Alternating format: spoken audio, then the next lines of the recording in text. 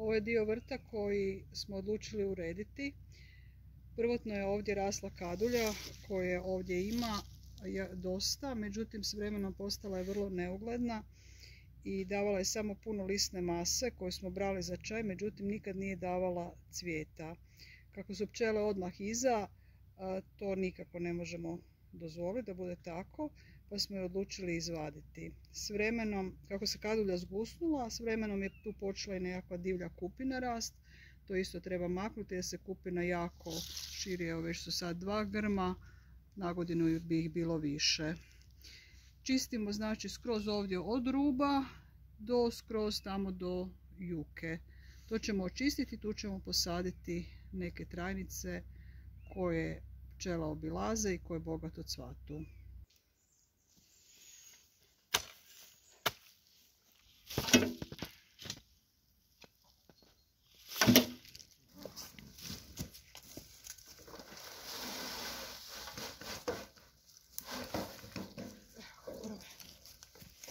Naša gredica je pripremljena, lagano smo ukopali kompost i sad radimo raspored šta ćemo saditi.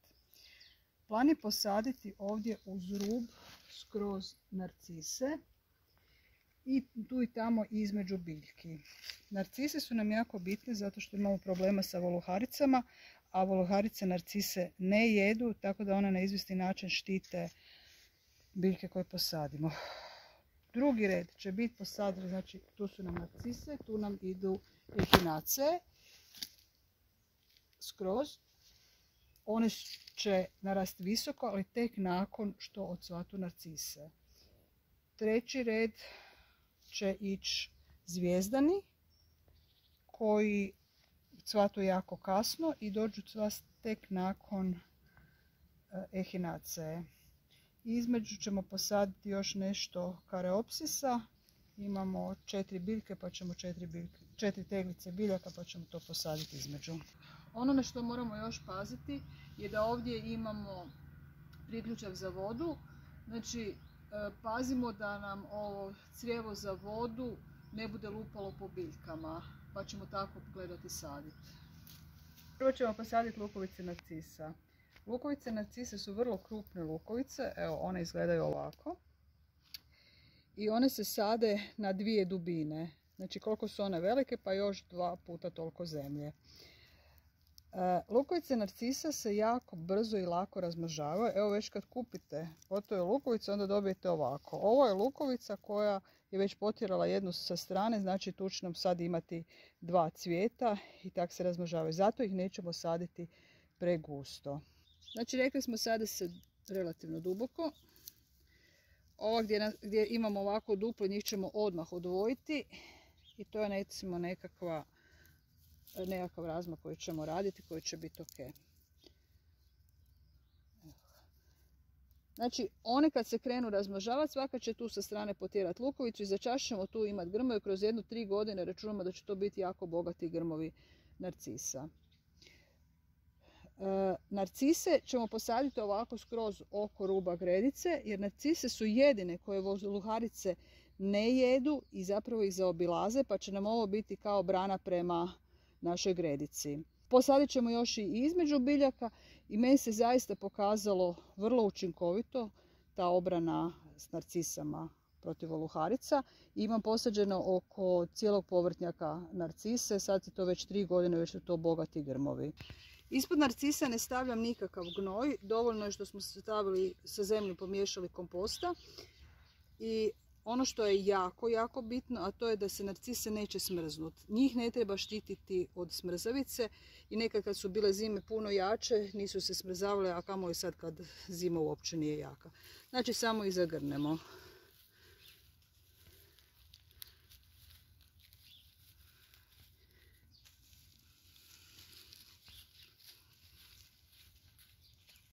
Evo dok se još sjećamo gdje smo posadili narcise, odmah smo iskopali rupe za echinacee. Ovo je echinacea stara otprilike 4 godine. Njeno vrijeme cvatnje je prošlo, ovo su zaostali cvjetovi, gotovo je, prehladno joj je. Da bi ju preselili moramo prvo odrezati ove njene stabljike, bit će joj lakše. Znači režemo skroz skroz. I budemo ju sa što većom masom zemlje selili.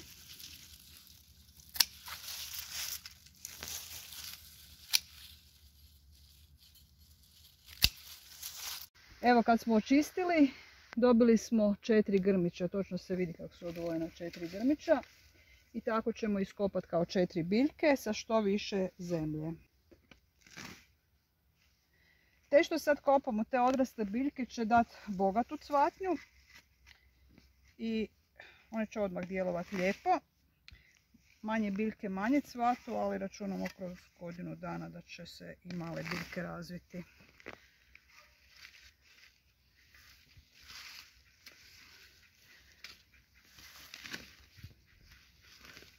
Evo ga, to nam je jedan komad. Ovo je Echinacea koju sam uzgojila iz sjemena. Nakon što ih uzgojim u teglicama, posijem u teglice, dobiju prva 2 listića, onda ih presadim na vrt. Svi imaju kolčiće u sebe. Zašto? Zato što Echinacea gubi nadzemni dio tijekom zime i onda u proljeće potjera, pa da ih ne bi prekopale, onda si ih ovako označim. Ovoj Echinaciji računamo da je ovo prva godina i ona će sigurno sljedeće godine cvast. Krasne su se razvile i super. I svako ima tu više biljčice. To nije samo jedna biljčica, tu svaka ima više biljčice i krasni su grmovi. Evo ga, njih ćemo preseliti isto tamo gdje sadimo i to bude na godinu cvalo. Maknut ćemo kožić jer nam sad više ne treba i kopamo lijepo u masi. Ovo je svrta pa je zemlja jako lijepa, rahla, kopa se bez ikakvih problema, ali nastojimo sačuvati zemlju oko korijena. Ovdje imamo jednu malu Echinaceu, ta je nikla sama ove godine, evo tu je između blitve i nevena, znači na povrtnjaku je moramo ju maknuti. Ona će sljedeće godine cvjetat. Znači ovo je njoj bila prva godina, a sljedeće godine će ona sigurno cvjetat. Evo ga, Echinacea ide. Stavljat ćemo otprilike u ravninu zemlje i sa svake strane ćemo staviti još po narcisu. Opet štitimo ju od glodavaca jer nju hoće, voluharice jako hoće Echinaceu, tako da nju moramo zaštititi. Evo ga, samo zagrnemo i to je to. Nećemo stavljati nikakvog gnoja ispod, zato što smo stavili dosta komposta, Echinacea ne traži osobito bogatu zemlju. Na našu gredicu posadit ćemo još i zvijezdane. Presadit ćemo ove ovdje zvijezdane, ovdje ima nekoliko grmića, međutim njima ovdje nije dobro. Cijelu sezonu smo ih morali zalijevati, a voda nam je malo problem, pa ćemo mi njih lijepo presaditi tamo gdje njima bude bolje. Ovdje je dio zemlje koji je jako suh, jer vlagu oduzima ova šljiva, a i teren je dosta nagnut i izložen suncu. Zvijezdani još uvijek cvatu i da bi to presađivanje bilo uspješno, isto ćemo odrezati cvatove.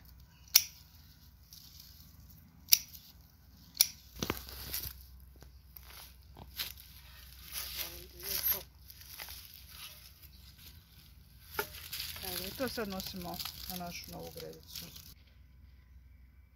Evo, zvijezdane sadimo u ravninu. Njima isto nestaje ovaj nadzemni dio. Tu ćemo opet staviti narcisu. Jednostavno zato da štiti sve to skupa. I imamo sljedeći zvijezdan koji ću malo približiti. Evo njega tu. I zagrćemo. To je to. Stisnut ćemo i opet ćemo tu staviti narcisu i tako idemo redom. Još zadnje što ćemo posaditi uz zvijezdane su kareopsisi. Ovdje imamo kareopsise uzgojene iz sjemena. Znači to su prilično male biljke, malo sam ih kasno posijala jer sam čekala zapravo da od svojih biljaka dobijem sjeme.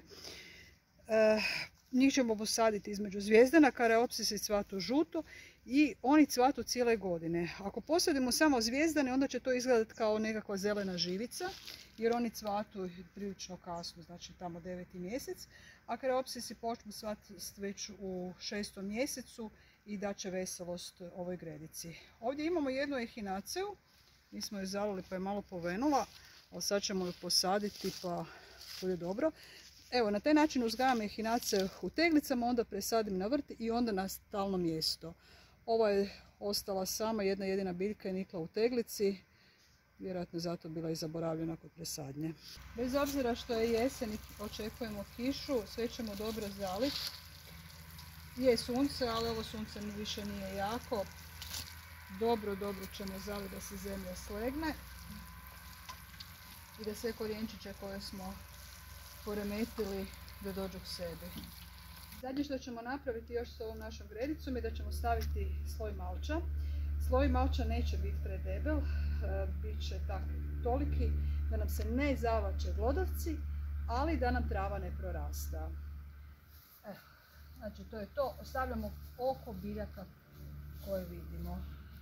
Evo, znači narcise smo pokrili, ali ove biljke nismo pokrili.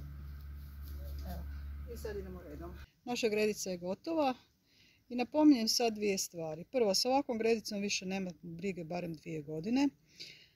To će samo rasti, nema dosađivanja, nema ničega. Ako bude negdje nekakva rupa se stvorila, biljku nešto pojede ili nešto se dogodi, tu se uvijek može posaditi jednogodišnje cvijeće koje će popuniti taj prostor. Ako biljke budu prerasle ili kada biljke budu prerasle, onda ih jednostavno možemo rasaditi. Tu napominjem da trajnice svakako treba saditi u jesen, bez obzira koliko male biljke bile.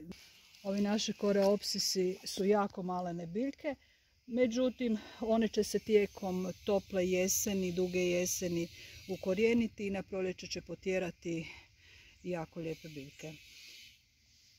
Sada znači čekamo, ako bude potrebno na proljeće samo dodajemo još malča da nam ne raste korov. Voljeli bi da se pretplatite na naš kanal.